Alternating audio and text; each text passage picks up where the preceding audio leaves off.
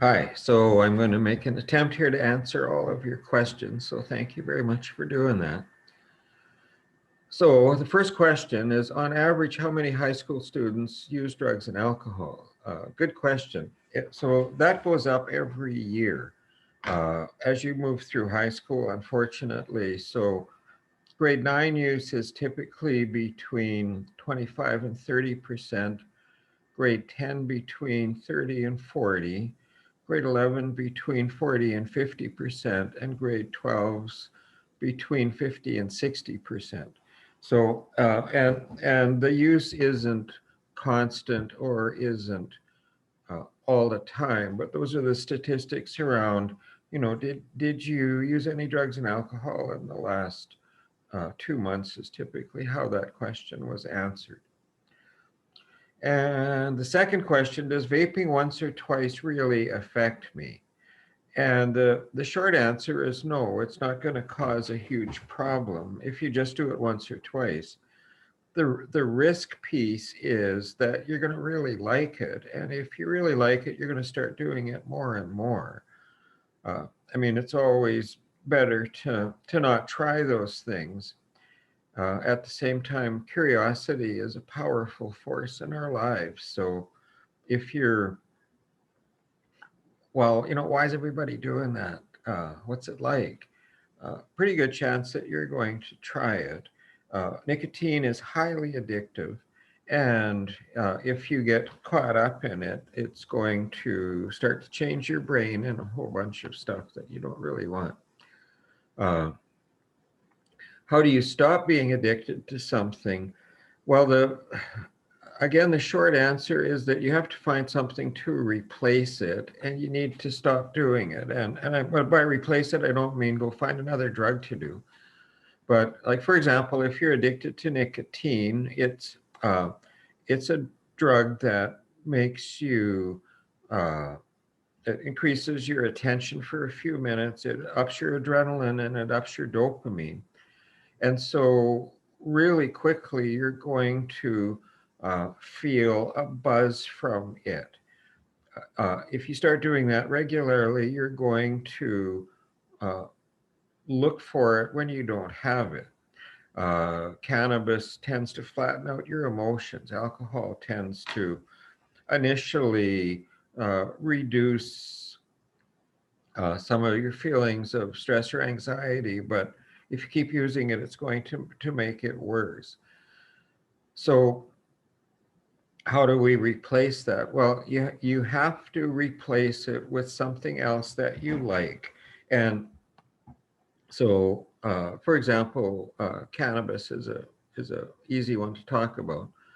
Uh, if there's stuff bothering you, if there's stuff that's hurting you emotionally, you start using cannabis because you don't like how you feel, that's going to become really attractive for you. And what is attractive about that is that you don't feel what's bugging you. So in order to compensate for that, you have to find something else that you really like to do. So it might be music, it might be art, it might be dancing, it might be hanging out with your friends, it might be skateboarding, bike riding, whatever it is. You have to start to replace the reward that the drug was giving you with a more natural reward.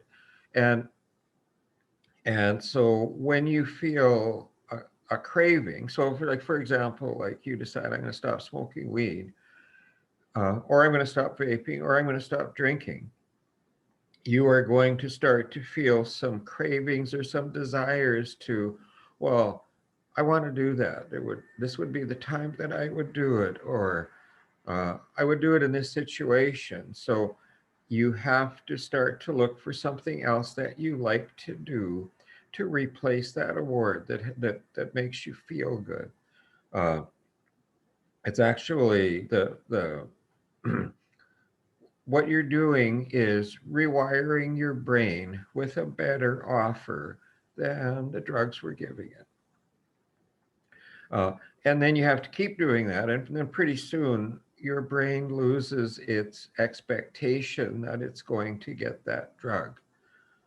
Um, question number 4, what's the biggest drug I've seen with high school students? Well, the most pervasive that cut through the most different groups, certainly in the last 2 or 3 years, has been vaping. Kids that normally wouldn't smoke cigarettes have started to vape, and kids that weren't doing other drugs were starting to vape.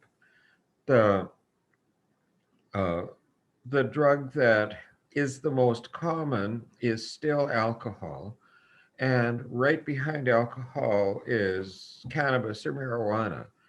Uh, all three of those drugs, nicotine, cannabis, and marijuana, uh, are drugs that are readily accessible by high school kids and fit into high school culture much too easily. So there's almost like a cultural expectation that if you're in high school, you should be doing one or all of those drugs. And I mean, again, that isn't true. Um, what are the long-term effects of casually smoking or vaping? And again, it depends on how much you're doing it.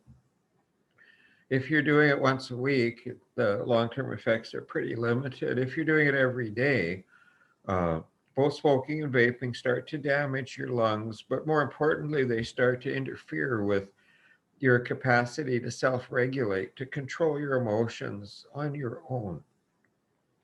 And then when you stop, you have to go through a process of regaining those kinds of control factors. What's the penalty for possession of illegal drugs? It depends on the drugs. There's different classifications of drugs. Uh, if it's they're in schedules. I can't. Uh, if it's cannabis or alcohol, the penalties are typically just a fine. If it's things like cocaine or meth, the fines are increased significantly, but also the possibility of jail time is increased significantly. Sorry. Typically, when high school kids get caught with drugs or with alcohol, there's two ways that the charges can be looked at. If it's just personal possession, it's usually first offense is the police will take the drugs or alcohol away and contact your parents and let them know what happened and what the circumstances were. If it's a larger quantity, and if there's other stuff there like baggies and scales and things like that, then you can get charged with possession with intent to traffic, which is a significantly different charge, and that falls under the criminal code. Um,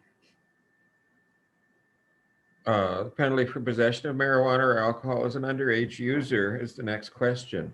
Alcohol is typically just a fine. Marijuana, there is a fine for that as well. Honestly, I can't remember. That's around the $300 range. Uh, if They go up significantly if you're uh, found guilty of sorry, that's my phone. I gotta tell them I can't talk to them right now. It's my blues tone ring. Uh, if you're if you give drugs to another teenager, you can be charged with distributing cannabis or alcohol to a minor, which significantly increases the penalty, even if you're a minor as well. Uh, Number 8, what's my advice to deal with withdrawal symptoms? And again, that kind of goes back to that third question: how do you stop being addicted? You you have to find something else to do to replace the uh, the feeling for what you're looking for. Uh, there's two kinds of withdrawal. There's acute withdrawal, which is the 2 or 3 day physical withdrawal from a drug. So with cannabis, it's it's a little bit complicated. Sometimes you'll get sweaty. Sometimes you'll uh, have a really hard time sleeping. Sometimes it really affects your ability to eat. Your withdrawal symptoms, like you don't have an appetite. You also can get irritable and crabby. And so the best way to deal with those symptoms is to try and get as much exercise as possible, drink lots of water, uh, and I'm not just being a smart ass here. Stay away from people that you don't want to get mad at, because if you start yelling at your mom or yelling at your dad because you're going through some withdrawal, it's probably not particularly useful. So try and get as much rest as you can. Uh, if you're having a hard time with an appetite, then eating a little bit regularly, it's kind of as much as you can for a few days, helps to re-stimulate your appetite, because cannabis, particularly dabs and some of those high potency stuff and cannabis vape pens, because the drug is so strong in those, it really starts to interfere with appetite, and it can take quite a while for that to come back if the problem has been severe. The other part of withdrawal is a secondary. It's called post withdrawal syndrome, uh, post acute withdrawal, and it's more of an emotional thing. If we've been using anything, alcohol or cannabis, for a while, we have become emotionally dependent on it. We need it to kind of feel okay, or need it to feel like we fit in. So, in circumstances like that, again, we have to practice developing new habits. Most of the kids that I work with, I give lots of meditation, self affirmation work to do. There's lots of really good meditations on YouTube that you can use to help you sleep, to help you relax, to help you naturally deal with stress rather than trying to use a drug to eliminate your stress. Uh, Number nine, have I struggled with addiction? Absolutely. I've been drug and alcohol free for uh, actually just over 49 years. But uh, when I was a teenager in high school, this totally interfered with everything in my life. I ended up taking 6 years to get through 4 years of high school. Uh, I was lucky because I didn't get into a lot of like trouble with police or anything like that.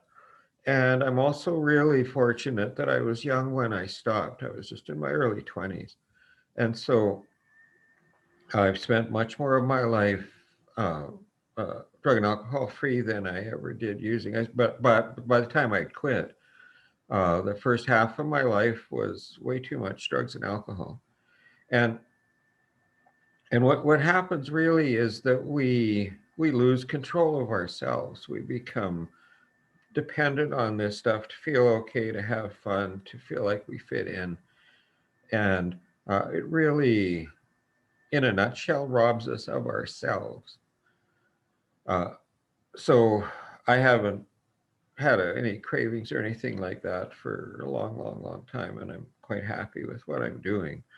Uh, and then the next question is, what has made me become a drug educator? And a big part of it is that, like, I saw how much impact it had on my life. And I'm also a teacher. I think by nature, I actually taught Miss Bernhauser when she was in high school. That was a couple of years ago. Um, so I mean, I like working with teenagers, and I like using the stuff that I know to try and help them either avoid getting into trouble or getting out of trouble if they've already gotten into it.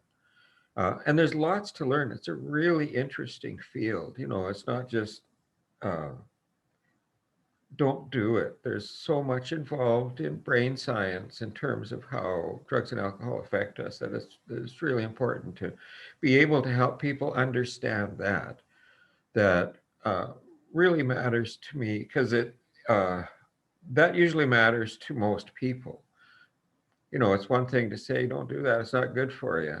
But to be able to help somebody understand how it changes your brain development and what that might do to you long term is pretty important.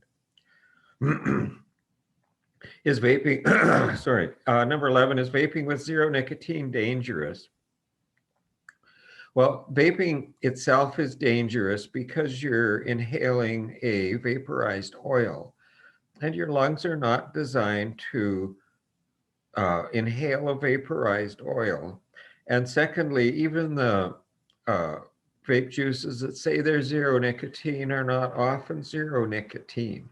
So yeah, it's dangerous because that could cause some significant lung damage.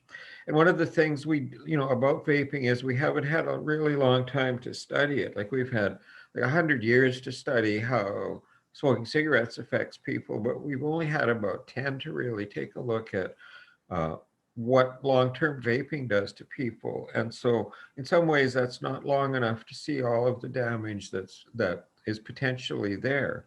But we are seeing significant lung problems with people who have been vaping for a long time. Uh, Number 12, what's the average age that someone gets addicted?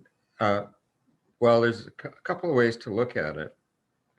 Number one, 95% of people who develop drug and alcohol problems in their 20s or 30s or 40s starts before they're 17. And the younger you are, the more likely it is that you'll develop a dependency on the drug. Uh, and that's because of that brain developmental piece. From the time you're 10 till you're about 25, your brain's going through a huge developmental process, uh, uh, which really is about you learning how to be you, how to deal with social situations, how to deal with stress, how to deal with problem solving, how to deal with planning, a whole bunch of like really interesting stuff that your brain's doing. If you start introducing drugs into that, then that changes your brain development. And the younger you start doing it, the bigger problem that creates. Like we really encourage kids, if you're under 18, please like just leave this stuff alone. And yeah, it seems like fun, and at some levels it seems like everybody else is doing it, but it's really hard on your brain. um, if you quit using a substance, does it still affect you later in life? Well, uh, again, that's a complicated question. It really depends on what you're using and how long you're using it. It certainly can.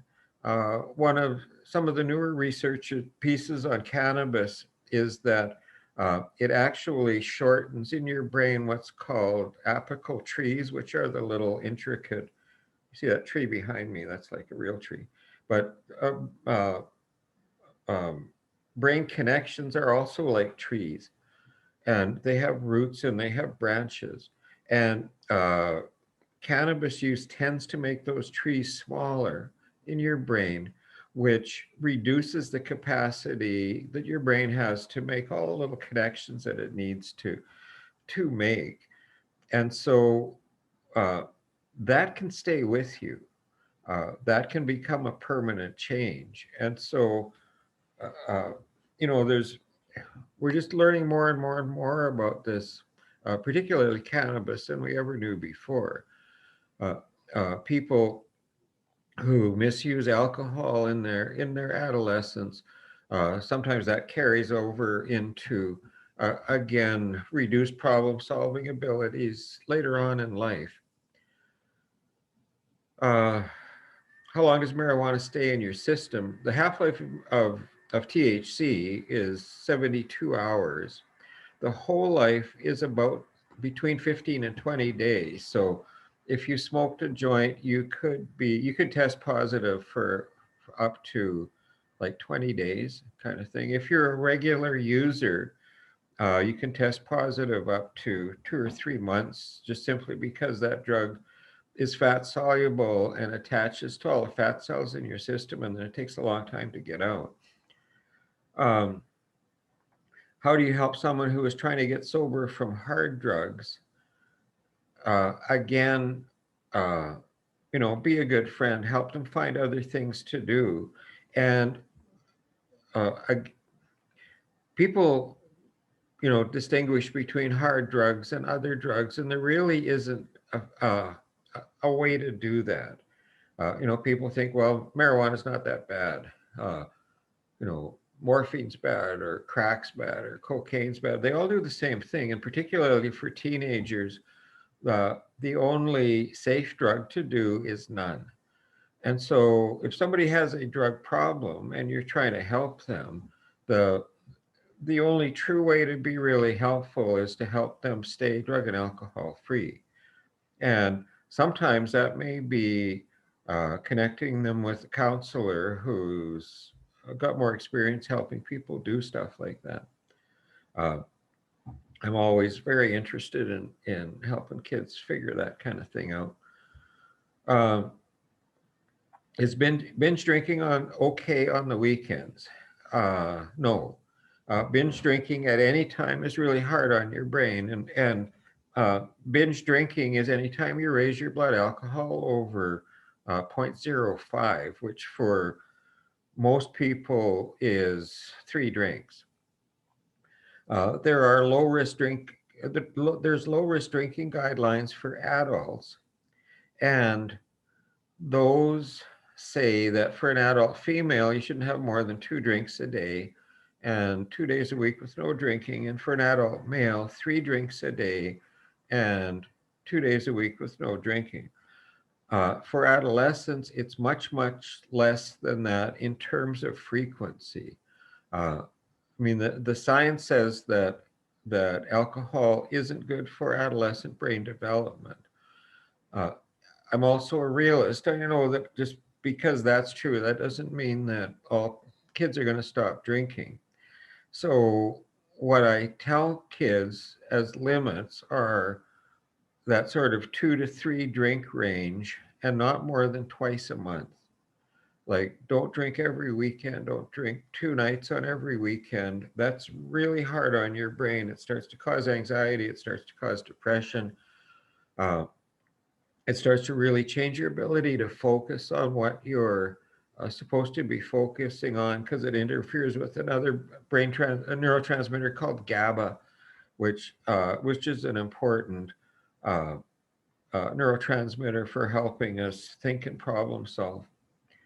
Uh, Number 17, what advice would you give somebody to help them quit smoking?